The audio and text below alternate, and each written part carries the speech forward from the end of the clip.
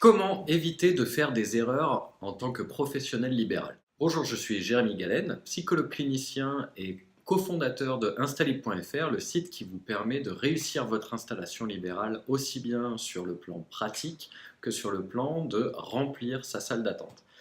Donc aujourd'hui, je voulais voir avec vous comment est-ce qu'on pouvait faire pour faire moins d'erreurs en tant que professionnel libéral. Et vous le savez, Instalib s'adresse davantage aux professionnels de santé qui souhaitent exercer en libéral, dès lors que ceux-ci ne sont pas remboursés par la sécurité sociale.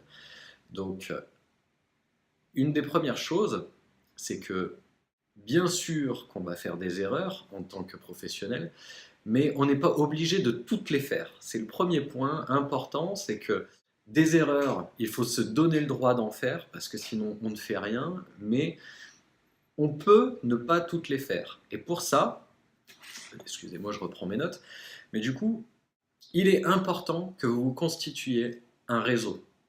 Pourquoi est-ce que vous constituer un réseau va être primordial dans cette chasse à l'erreur, à la faute ou à quelque chose en tout cas qui serait négatif aussi bien pour vos patients que pour votre propre pratique? C'est que en vous constituant un réseau, vous allez pouvoir faire appel à des personnes d'expérience. Je m'explique. Quand vous avez décidé de faire votre profession, d'avoir cette vocation, que vous soyez psychologue, ostéopathe, hypnothérapeute ou naturopathe ou quoi, vous avez fait ça dans le but d'aider les gens, de pouvoir aider autrui, de les aider à aller mieux dans leur santé ou quoi que ce soit. Et vous avez fait des études, ou vous avez suivi une formation diplômante. Donc, quelqu'un vous a amené un savoir. Sauf que en tant que professionnel libéral, en tant qu'entrepreneur libéral, qui est une entreprise parmi tant d'autres, est-ce que vous avez été formé pour ça? Est-ce que vous avez suivi un enseignement? Est-ce qu'on vous a expliqué quelles étaient les étapes à suivre, quelles étaient les erreurs à ne pas faire ou pas? Non, certainement pas.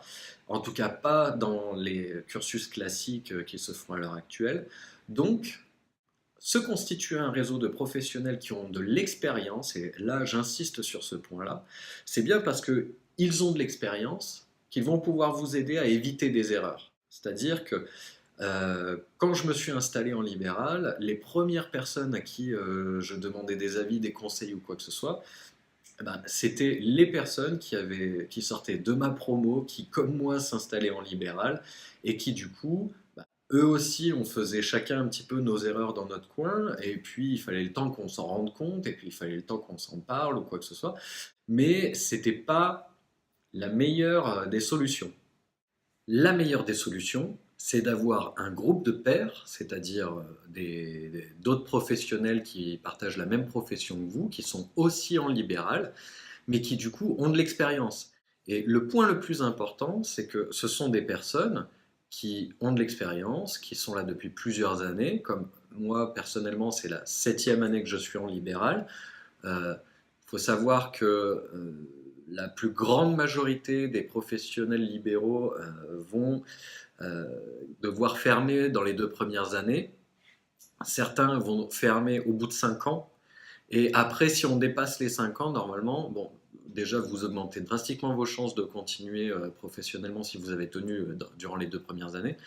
Mais après, ceux qui ont duré plus de 5 ans, il n'y a quasiment plus aucune raison que leur cabinet ne ferme.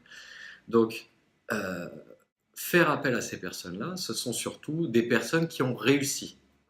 C'est la différence avec quand je demandais leur avis à des amis et collègues qui sortaient de ma promo, qui s'étaient installés en même temps que moi et qui aujourd'hui n'exercent plus. Pour différentes raisons, pas forcément des erreurs ou quoi que ce soit, parfois c'est même des choix, mais en tout cas, arriver avec un groupe de pairs dans lequel vous pouvez discuter, parler de différentes erreurs. Eux, ils vont vous parler des leurs, mais aussi, là, on parle que des erreurs, mais ça va être la même chose pour les difficultés qu'on rencontre en libéral. Les difficultés qu'on rencontre par rapport à certains patients, à certaines problématiques qui se répètent dans l'activité libérale. Et donc, avoir à faire appel à ces personnes-là. Vous savez qu'elles ont de l'expérience, qu'elles savent exactement ce que c'est que l'entrepreneuriat en libéral. Elles ont réussi, elles ont réussi à perdurer pendant plusieurs années et à en vivre. Donc, ces personnes-là, il faut que vous puissiez leur poser les questions dont vous avez besoin, leur parler de vos problématiques, leur parler des erreurs que vous êtes en train de faire et pour lesquelles vous n'arrivez pas à trouver de solution, parce que ce sont elles qui vont vous aider à trouver là où les bonnes solutions ou à trouver une autre façon de faire. Et donc, ne passez pas à côté de cette ressource, c'est très très important. Voilà ce que je voulais dire par rapport à cet aspect-là. Vous avez euh, décidé de vous mettre en libéral, vous allez, comme tout un chacun, devoir faire face à des difficultés, faire des erreurs, faire des fautes. C'est pas grave, ça nous arrive tous.